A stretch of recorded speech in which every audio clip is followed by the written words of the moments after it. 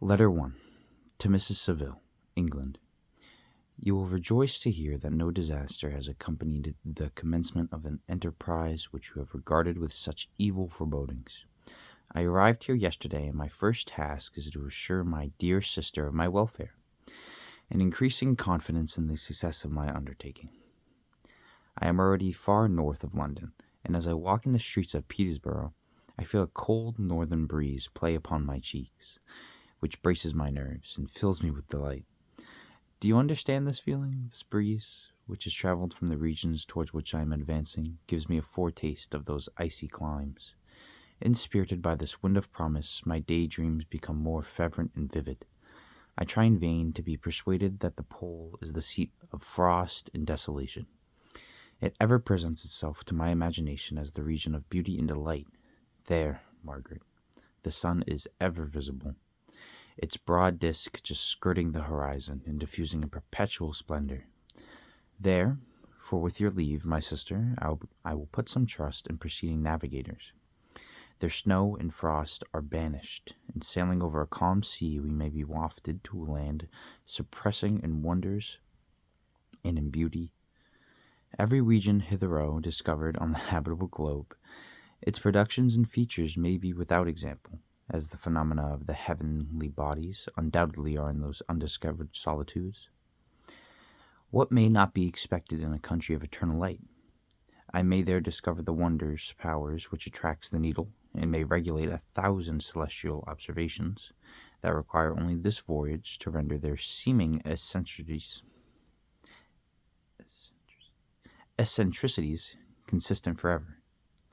I shall satiate my ardent curiosity with the sight of a part of the world never before visited, and may tread a land never before imprinted by the foot of man.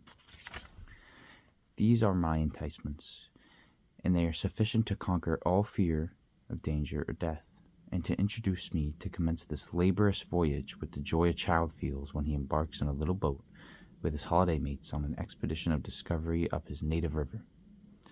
But, supposing all these conjectures to be false, you cannot contest the inestimable benefit which I shall confer on all of mankind to the last generation, by discovering a passage near the pole to these countries, to reach which at present so many months are requisite, or by ascertaining the secret of the magnet, which, if at all possible, can only be affected by an undertaking such as mine. These reflections have dispelled the agitation with which I began my letter, and I feel my heart glow with an enthusiasm which elevates me to heaven. For nothing contributes to so much to tranquilize the mind as a steady purpose, a point on which the soul may fix its intellectual eye. This expedition has been the favorite dream of my early years. I have read with ardor the accounts of the various voyages which have been made in the prospect of arriving at the North Pacific Ocean through the seas which surround the pole. You may remember that a history of all voyages made for purposes of discovery composed the whole of our good Uncle Thomas's library. My education was neglected, yet I was passionately fond of reading. These volumes were my study day and night, and my familiarity with them increased the regret which I felt as a child, on learning that my father's dying injunction had forbidden my uncle to allow me to embark in a seafaring life. These visions faded when I perused, for the first time, those poets whose effusions entranced my soul and lifted it to heaven. I also became a poet, and for 1 year lived in a paradise of my own creation. I imagine that I also might attain a niche in the temple where the names of Homer and Shakespeare are consecrated. You are well acquainted with my failure and how heavily I bore the disappointment, but just at that time I inherited the fortune of my cousin, and my thoughts were turned into the channel of their earlier bent. 6 years have passed since I resolved on my present undertaking. I can, even now, remember the hour from which I dedicated myself to this great enterprise. I commenced by injuring my body to hardship. I accompanied the whale fishers on several expeditions to the North Sea. I voluntarily endured cold, famine, thirst, and want of sleep. I often worked harder than that of the common sailors during the day, and devoted my nights to the study of mathematics, the theory of medicine, and those branches of physical science from which a naval adventure might derive their greatest practical advantage. Twice I actually hired myself as an undermate in a Greenland whaler, and acquitted myself to admiration. I must own I felt a little proud. When my captain offered me the second dignity in the vessel and entreated me to remain with the greatest earnestness, so valuable did he consider my services. And now, dear Margaret, do I not deserve to accomplish some great purpose? My life have been passed in ease and luxury, but I preferred glory to every enticement that wealth placed in my path. Oh, that same encouraging voice would answer me in the affirmative. My courage and my resolution is firm, but my hopes fluctuate, and my spirits are often depressed. I am about to proceed on a long and difficult voyage, the emergencies of which will demand all my fortitude. I am required not only to raise the spirits of others, but sometimes to sustain my own, when theirs are failing. This is the most favorable period for traveling in Russia. They fly quickly over the snow in their sledges. The motion is pleasant, and in my opinion, far more agreeable than that of an English stagecoach. The cold is not excessive if you are wrapped in furs, a dress which I have already adopted, for there is a great difference between walking the deck and remaining seated motionless for hours. When no exercise prevents the blood from actually freezing in your veins, I have no ambition to lose my life on the post road between St. Petersburg and Archangel. I shall depart for the latter town in a fortnight or 3 weeks. My intention is to hire a ship there, which can easily be done by paying the insurance for the owner, and to engage as many sailors as I think necessary among those who are accustomed to the whale fishing. I do not intend to sail until the month of June, and when shall I return? My dear sister, how can I answer this question? If I succeed, many, many months, perhaps years, will pass before you and I meet. If I fail, you will see me again soon, or never. Farewell, my dear, excellent Margaret. Heaven shower down blessings upon you, and save me, that I may again and again testify my gratitude for all your love and kindness. Your affectionate brother, R. Walton. Letter 2. To Miss Saville, England. How slowly the time passes here, encompassed as I am by frost and snow, yet a second step is taken towards my enterprise. I have hired a vessel, and am accompanied in collecting my sailors, those whom I have already engaged. Appear to be men on whom I can depend, and have certainly possessed of dauntless courage. But I have but one want which I have not been able to satisfy, in the absence of the object of which I now feel as a most severe evil. I have no friend, Margaret. When am I glowing with the enthusiasm of success, there will be none to participate my joy. If I am asinine by disappointment, no one will endeavor to sustain me in dejection. I shall commit my thoughts to paper, it is true, but that is a poor medium for the communication of my feeling. I desire the company of a man who could sympathize with me, whose eyes would reply to mine. You may deem me romantic, my dear sister, but I bitterly feel the want of a friend. I have no one near me, gentle yet courageous, possessed of a cultivation as well as a capacious mind, whose tastes are like my own, to approve or amend my plans. How would such a friend repair the faults of your poor brother? I am too ardent in execution, and too impatient of difficulties, but it is still a greater evil to me that I am self-educated. For the first 14 years of my life I ran wild on a common, and read nothing but our Uncle Thomas's books of voyages. At that age I became acquainted with the celebrated poets of our century, but it was only when it had ceased to be in my powers to derive its most important benefits from such a conviction that I perceived the necessity of becoming acquainted with more languages than that of my native country. Now I am 28, and in reality more illiterate than many schoolboys of 15. It is true that I have thought more, and that my daydreams are more extended and magnificent, but what they want, as the painters call it, keeping, and I am greatly need a friend who would have sense enough to not despise me as a romantic, and affection enough for me to endeavor to regulate my mind. Well, these are your useless complaints. I shall certainly find no friend on the wide ocean, not even here in Archangel, among merchants and seamen. Yet some feelings, unallied to the dross of human nature, beat even in these rugged bosoms. My lieutenant, for instance, is a man of wonderful courage and enterprise. He is madly desirous of glory, or rather, to word my phrase more characteristically, of advancement in his profession. He is an Englishman, and in the midst of national and professional prejudices, unsoftened by cultivation, retains some of the noblest endowments of humanity. I first became acquainted with him on board a whale vessel, finding that he was unemployed in the city. I easily engaged him to assist in my enterprise. The master is a person of excellent disposition, and is remarkable in the ship for his gentleness and the mildness of his discipline. This circumstance, added to his well-known integrity and dauntless courage, made me very desirous to engage him. A youth passed in my solitude, my best years spent under your gentle and feminine fosterage, has so refined the groundwork of my character that I cannot overcome an intense distaste to the usual brutality exercised on board the ship.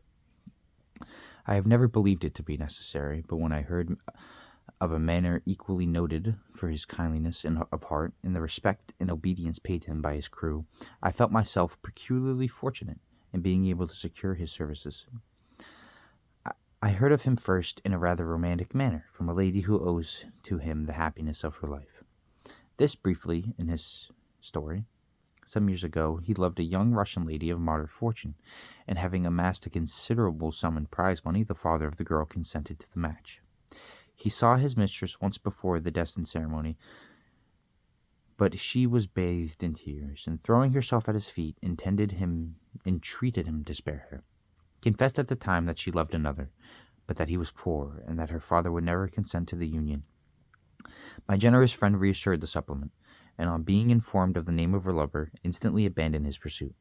He had already bought a farm with his money, on which he designed to pass the remainder of his life, but he bestowed the whole of his rival, together with the remains of his prize money, to purchase stock, and then himself solicited the young man's father to consent to her marriage with her lover.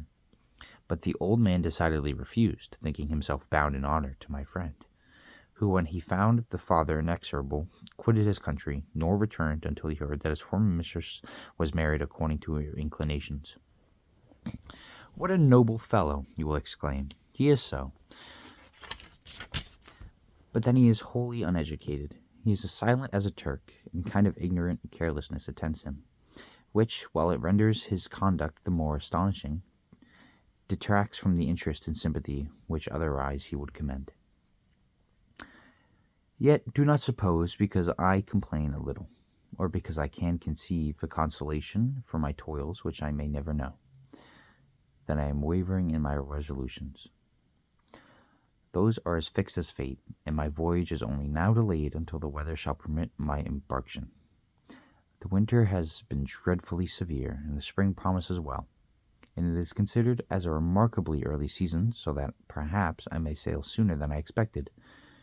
I shall do nothing rashly. You know me sufficiently to confide in my prudence and considerateness whenever the safety of others is committed to my care. I cannot describe to you my sensations on the near prospect of my undertaking. It is impossible to communicate to you a concept of the trembling sensation, half pleasurable and half fearful, with which I am preparing to depart. I am going to unexplored regions, to the land of mist and snow, but I shall kill no albatross. Therefore do not be alarmed for my safety, or if I should come back to you as worn and as woeful as the ancient mariner, you will smile at my illusion. But I will disclose a secret. I have often attributed my attachment to my passionate enthusiasm for the dangerous mysteries of the ocean, to that production of the most imaginative of modern poets. There is something at work in my soul which I do not understand. I am practically industrious, painstaking, a workman to execute with perseverance and labor, but besides this there is a love for the marvelous, a belief in the marvelous intertwined in all my projects, which hurries me out of the common pathways of men, and even to the wild sea and unvisited regions I am about to explore. But to return to dearer considerations, shall I meet you again, after having traversed the immense seas and returned by the most southern cape of Africa or America? I dare not expect such success, yet I cannot bear to look on the reverse of the picture. Continue for the present to write to me by every opportunity. I may receive your letters on some occasions when I need them most to support my spirits. I love you very tenderly. Remember me with affection, should you never hear from me again. Your affectionate brother, Robert Walton. Letter 3. To Mrs. Saville, England. My dear sister, I wrote a few lines in haste to say that I am safe and well advanced on my voyage. This letter will reach England by merchantman now on its homeward voyage from Archangel, more fortunate than I, who may not see my native land. Perhaps for many years I am, however, in good spirits. My men are bold and apparently firm of purpose. Nor do the floating sheets of ice that continually pass us, indicating the dangers of the region towards which we are advancing, appear to dismay them. We have already reached a very high latitude, but it is the height of summer, and although not so warm as in England, the southern gales which blow us speedily towards those shores which I so ardently desire to attain breathe a large degree of renovating warmth, which I had not expected. No incidents have hitherto befallen us that would make a figure in a letter.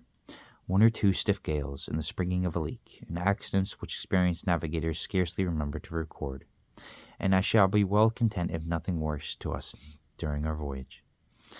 Adieu, my dear Margaret. Be assured that for my own sake, as well as yours, I will not rashly encounter danger.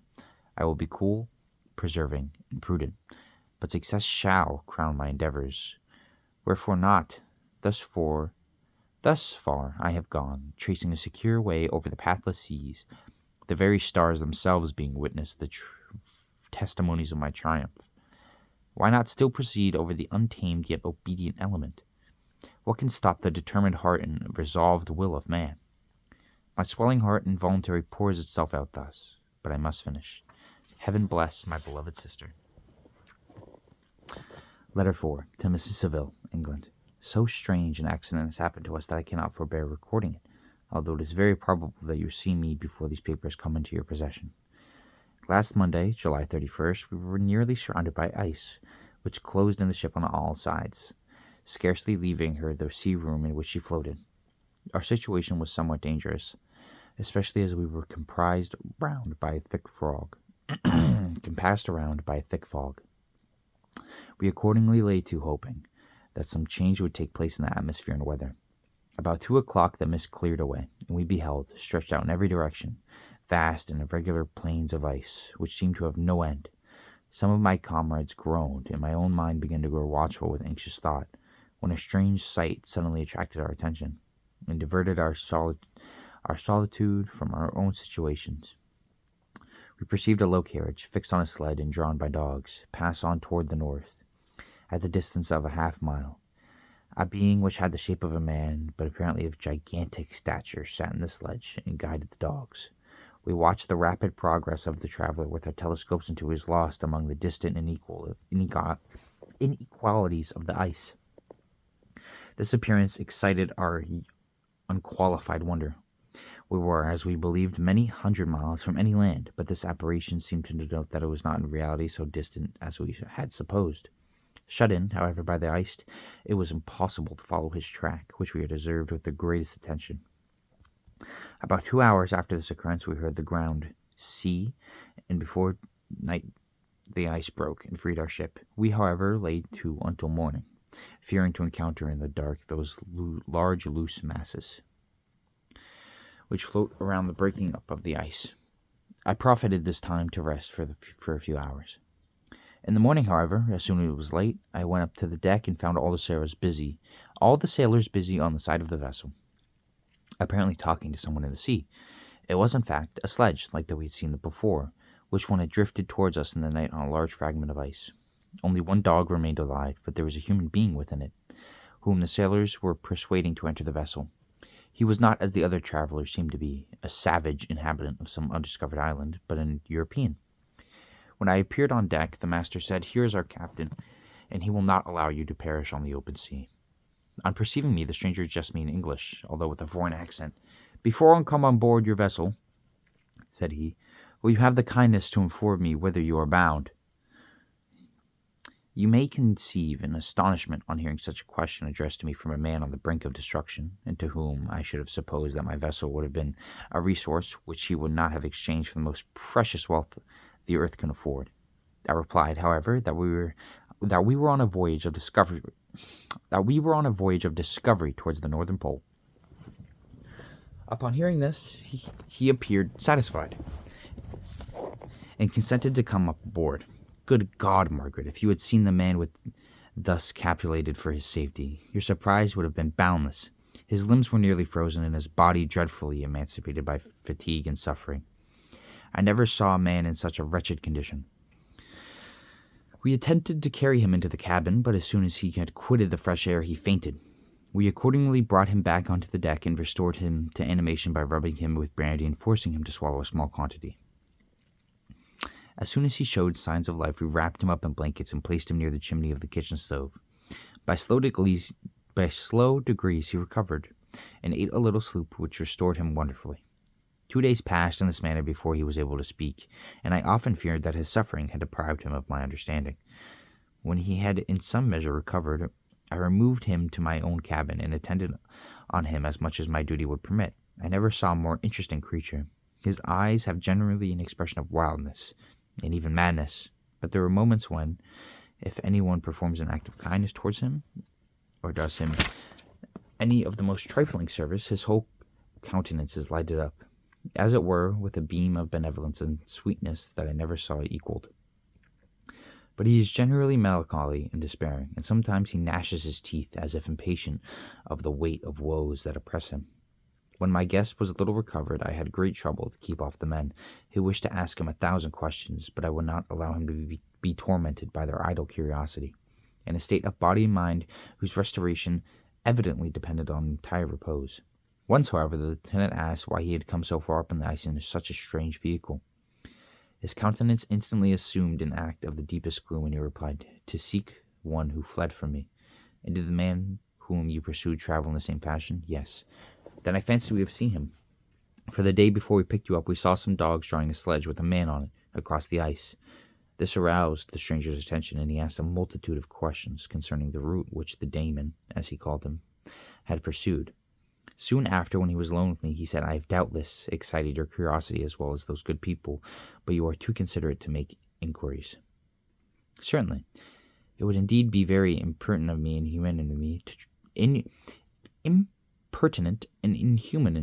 to trouble you with any inquisities of mine. And yet you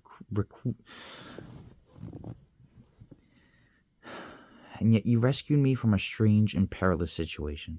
You have benevolently restored me to life." Soon after this, he inquired if I thought that the breaking up of the ice had destroyed the other sledge. I replied that I could not answer with any degree of certainty, for the ice had not broken until near midnight, and the traveler might have arrived at a place of safety before that time. But of this I could not judge. From this time, a new spirit of life animated the decaying frame of the stranger. He manifested the greatest eagerness to be upon deck, to watch for the sledge, which had before appeared, but I had persuaded him to remain in the cabin, for he is far too weak to sustain the rawness of the atmosphere. I have promised him that someone should watch for him, and give him instant notice if any new object should appear in the night. Such is my journal of what relates to this strange occurrence up to the present day. The stranger had gradually improved in health, but is very silent, and appears uneasy when anyone except myself enters the cabin. Yet his manners are so conciliating and gentle that the sailors are all interested in him. Although they have very little communication with him, for my own part, I begin to love him as a brother, and his constant and deep grief fills me with sympathy and compassion. He must have been a noble creature in his better days, being even now in a wreck so attractive and amicable. I said in one of my letters, my dear Margaret, that I should find no friend on the wide ocean, yet I found a man who, before his spirit had been broken by misery, I should have been happy to have possessed as the brother of my heart. I should continue my journal concerning the stranger at intervals, should I have any fresh incidents to record. My affection for my guest increases every day. He excites at once my admiration and my pity to an astonishing degree. How can I see so noble a creature destroyed by misery without feeling the most poignant grief? He is so gentle, yet so wise, his mind so cultivated, and when he speaks, although his words are culled with the choicest art, yet they flow with rapidity and unparalleled eloquence. He is now much recovered from his illness, and is continually on the deck, apparently watching for the sledge that preceded his own. Yet, although unhappy, he is not utterly occupied by his own misery, but that he interests himself deeply in the projects of others. He has frequently converted with me on mine, which I have communicated to him without disguise. He entered attentively into all my arguments in favor for my eternal success, and into every minute detail of the measures I had taken to secure it. I was easily led by the sympathy which he evinced. To use the language of my heart, to give utterance to the burning ardor of my soul, and to say with all the fervor that warmed me, how gladly I would sacrifice my fortune, my existence, my every hope, to the furtherance of my enterprise. One man's life or death was but a small price to pay for the acquirement of the knowledge which I sought, for the dominion I should acquire and transmit over the elemental foes of our race. As I spoke, a dark gloom spread over my listener's countenance. At first I perceived that he tried to suppress his emotion. He placed his hands before his eyes, and my voice quivered, and it failed me as I beheld tears trickle fast from between his fingers. A groan burst from his heaving breast. I paused. At length he spoke, and broken, occupied by my duties to record, as nearly as possible in his own words, what he has related during the day. If I should be engaged, I will at least make notes. This manuscript will doubtless afford you the greatest pleasure, but to me, who know him and who hear it from his own lips, with what interest and sympathy shall I read it in some future day? Even now, as I commence my task, his full-toned voice swells in my ears, as lustrous eyes dwell on me with all their melancholy sweetness. I see his thin hand raised in animation, while the lineaments of his face are irradiated by the soul within. Strange and harrowing must be his story, frightful the storm which embraced the gallant vessel on its course and wrecked it. Thus. And now, after that, the book actually starts from Frankenstein's point of view. So I'm going to stop there because it's already like 30 minutes, but